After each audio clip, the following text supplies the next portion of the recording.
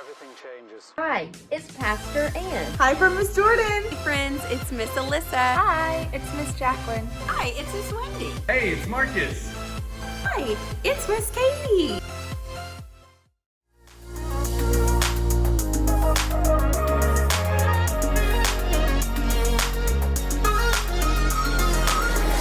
Gotta know you're everything I need. You are the reason why my heart is beating. God, you're always taking care of me. I wanna follow where you are leading. Ooh, I don't wanna miss out on the good fight now. Ooh, and everything I see, you're good, so good to me. I have decided I will depend on you no matter what. That's what I choose. I have decided I will depend on you no matter what. That's what I choose. That's what I choose. I am content in you.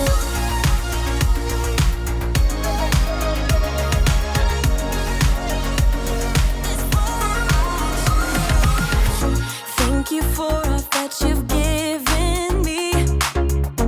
You are generous and good forever. Help me share the love you're showing me. I want everyone to know you better.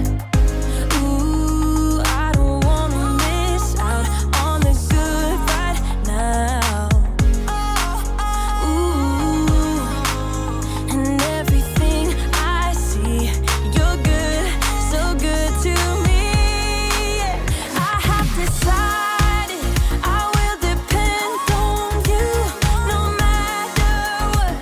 That's what I choose. I have decided I will depend on you no matter what. That's what I choose. That's what I choose. I am content in you. That's what I choose. I am content in you.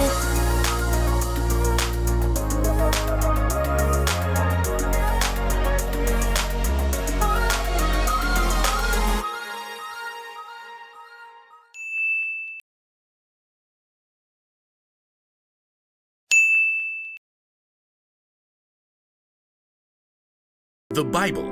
It's 66 books of history, stories, letters, and poetry that fit together to form God's one big story. The epic adventure of how He created us and loves us so much that He made a way to rescue us. As we travel through the Bible, from Genesis to Revelation, we discover people who met God and found their lives changed forever. Now, for an amazing story inspired by the book of Philippians, chapter 4, verses 11 through 13. We live in a time where it's really easy to communicate. In 2 seconds, I can send a text to a friend in another state or hop on a FaceTime call with my dear auntie on the other side of the world. But when the Apostle Paul was planting brand new churches, it was not a simple matter for him to stay in touch with the new believers in places he had traveled. Every letter had to be carefully handwritten and then hand-delivered. Plus, travel was often difficult and dangerous. It would take weeks, if not months, for a letter to even arrive.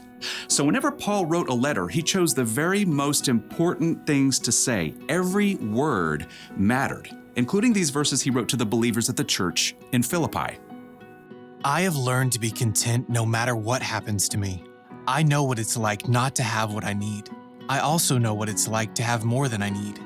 I have learned the secret of being content no matter what happens. I am content whether I'm well-fed or hungry. I am content whether I have more than enough or not enough. I can do all this by the power of Christ. He gives me strength. See, Paul wanted the Philippians and us to understand that God can help us be okay in any situation, no matter what we face. Now, I'm sure you're thinking, yeah, that's easy for Paul to say. I mean, and that was true. To start off, he was a well-to-do, well-known, respected religious leader with a lot of power. But when Paul met Jesus, Why are you opposing me? Who are you, Lord? everything changed. Paul's new outspoken beliefs upset both the Jewish leaders who had been his friends and the Greek and Roman leaders who were afraid Paul would cause trouble. Paul himself recorded some of the crazy situations he experienced during his travels. In a letter to the Corinthians, he explained, I have been in prison. I have suffered terrible beatings. Again and again, I almost died. 3 times, I was shipwrecked. I have been in danger from rivers and robbers. I have been in danger from my fellow Jews and in danger from Gentiles. I have been in danger in the city, in the country, and at sea. I have been in danger from people who pretended they were believers. Often I have gone without sleep. I have been hungry and thirsty. Now, Paul truly understood what it was like to face difficult situations of every kind. In fact, when he wrote his words to the Philippians about contentment, he was under arrest and couldn't even leave the house. Now, your story is different from Paul's. If you were to tell a trusted friend what you were going through, it might sound something like this. I've had to wear my same sneakers, even when my friend got a new pair. I've had to live one place during the week and another on the weekend. I've had to settle for a movie night even though I wanted a sleepover instead. I've had to live with a cast on my arm for 2 months. I've had to sit alone at the lunch table. I've had to miss summer camp because Dad took a job that didn't pay as much. I've had to eat meatloaf at home when I wanted to eat out. God knows your story. He knows all the ups and downs you face. He knows what you have and what you don't have. But no matter what happens, God loves you. He's given his only son, Jesus, to make a way to live with him forever. He's provided everything you need to choose contentment. As Paul reminds us, I have learned to be content no matter what happens to me. I am content whether I have more than enough or not enough. I can do all this by the power of Christ. He gives me strength.